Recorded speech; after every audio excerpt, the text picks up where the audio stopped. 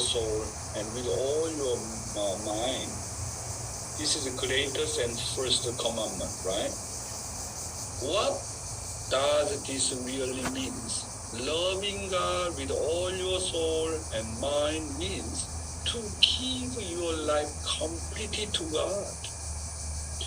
This is the first commandment. It means to love God, risking your life, no matter what hardships you face in loving Him. You need to die for your God. It is incredible. Or another meaning, in order to love God as a fallen man, not simple. That's why you prepare to die in order to love God. This is, as a fallen man, really challenging. This is the greatest commandment. You need to prepare to die for God. Otherwise, you cannot change your life.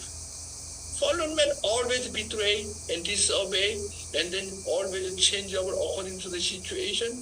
That's why in order to keep vertical alignment from the fallen environment, you need to prepare to die. You need to put God as a top priority. Otherwise, you cannot keep your vertical alignment. The second commandment is love your neighbor as yourself. What does this mean? It tells us to love others even at the cost of your lives. In this way, fallen human beings can never realize true love unless they invest their lives in loving God and loving their neighbors. True parents show our Jesus showed a great example to practice, commandment first, greatest commandment, and then second commandment, right? He died. He died for the sake of the whole mankind. How much he loved God.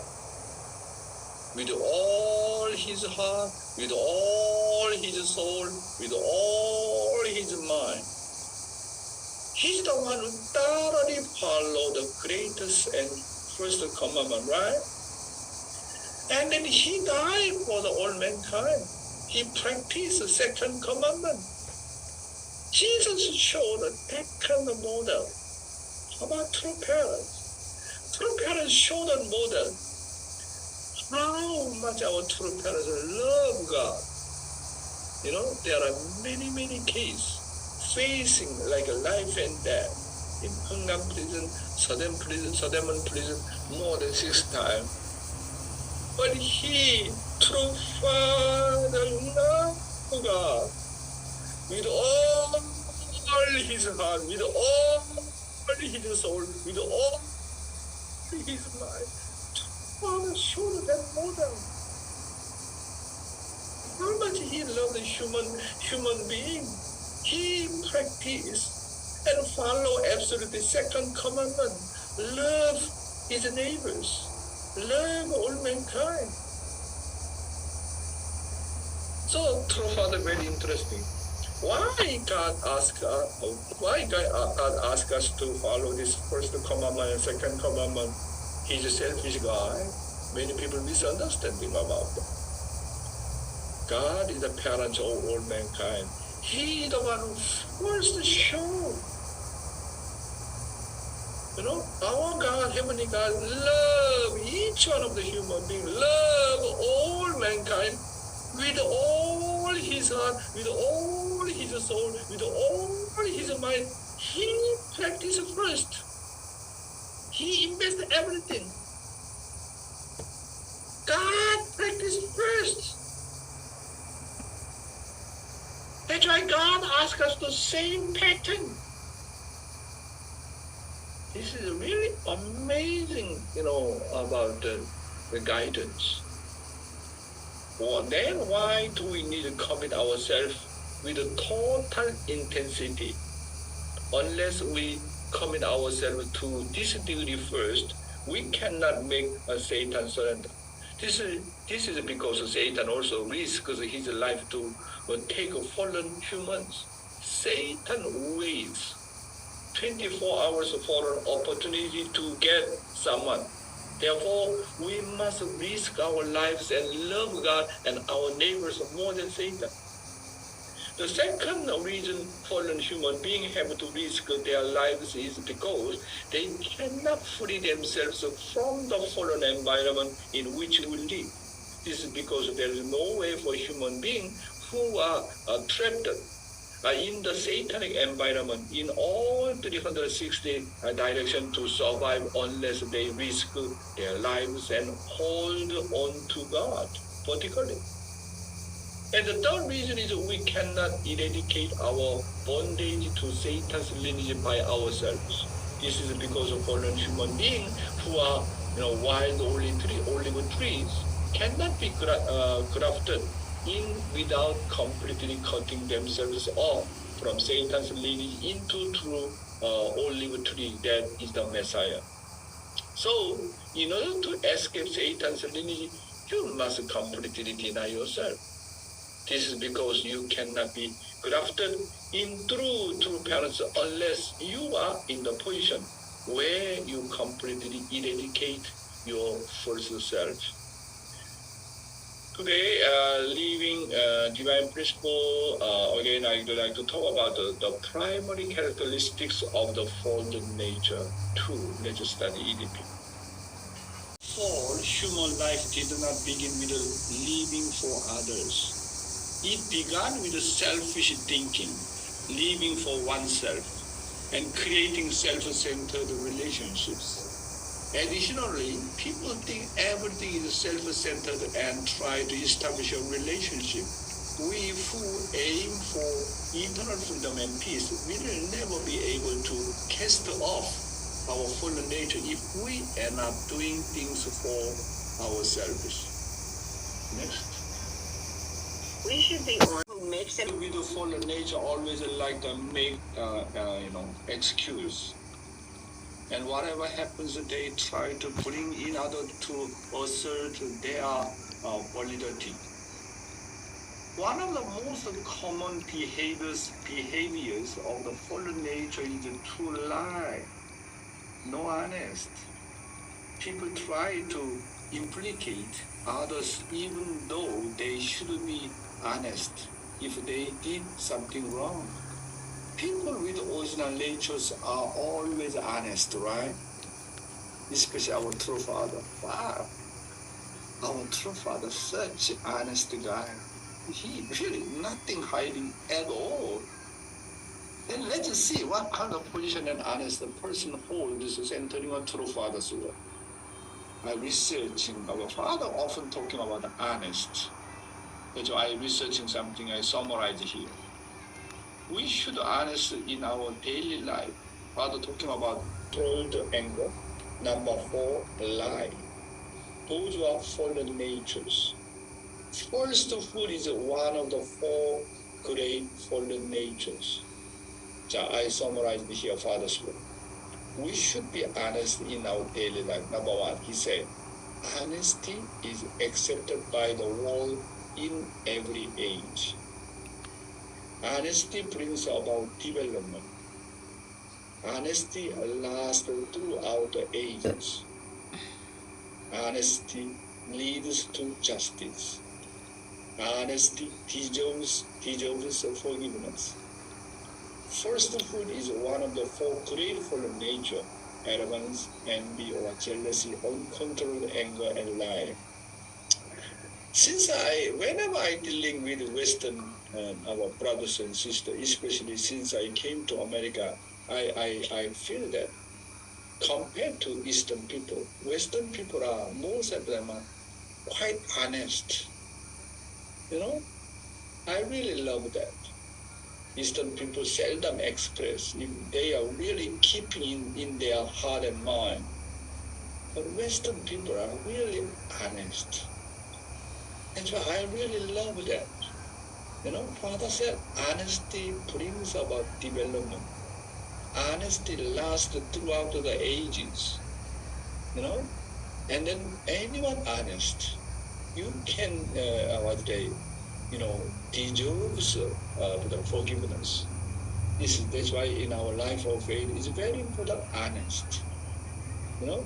when you are honest, and then God give a opportunity the forgiveness. And today's youth ministry, the True Father's life philosophy. Around him for 20. Our reflections and didn't True Fathers? True Father was very active in all aspects, right? He was active in everything as if he was born for the work. When he went to sea, he became fisherman. When he went to rural area, he became a farmer.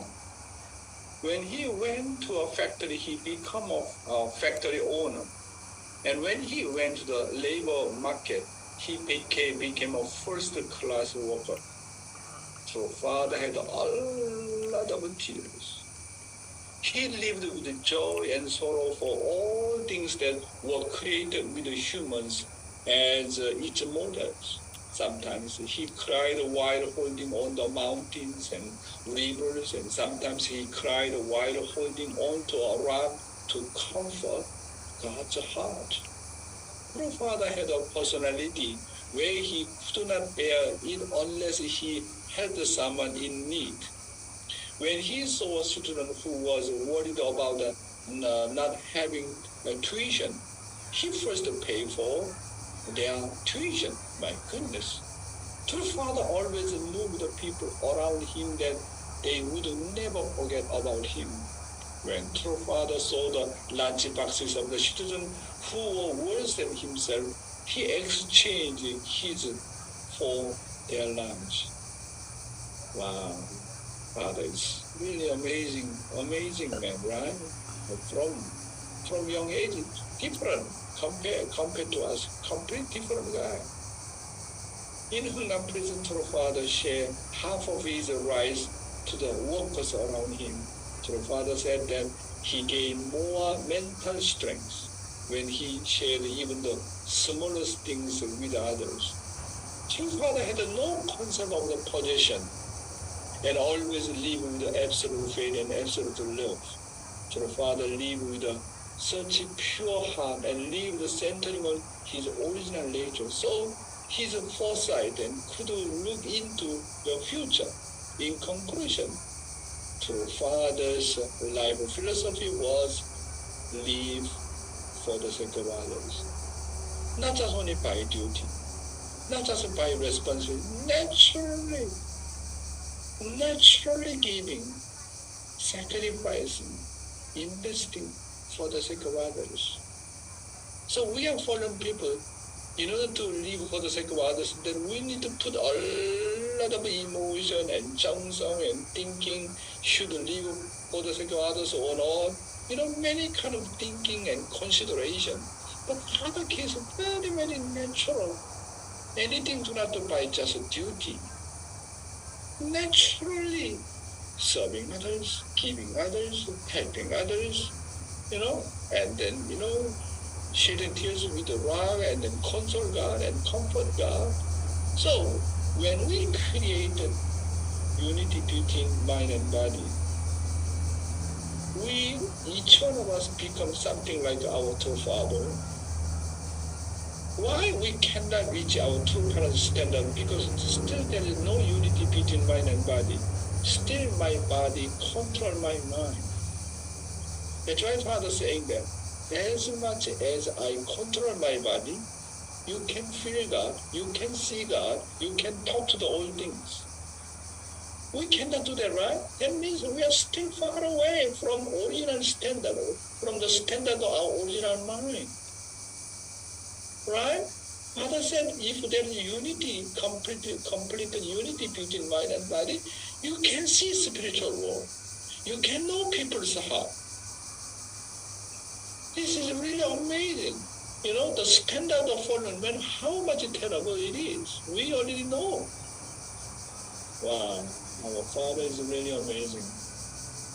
As we go along the course of the faith, how we own and shed tears of compassion and tears of pity and tears of the forgiveness and tears of the repentance and tears of the gratitude like a true Father is our task and something we must reflect on.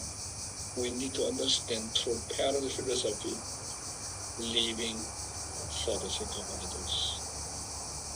So as a fallen man, to live for the sake of others, we need to put a lot of 정성 and effort. Even though even our true father, he's an original man, and he still put his heart, his emotion, his effort. We are fallen men. We need to do more. We need to work harder, otherwise we cannot liberate from fallen nature. Once again, we need to appreciate our true father and true mother. They show the best example how to live for the sake of others. Not just only live for the sake of others and risk of their life. Live for God, live for all mankind, live others, live each one of us. Father showed that kind of the exemplary the lifestyle, living for the sake of others. Thank you very much. God bless you.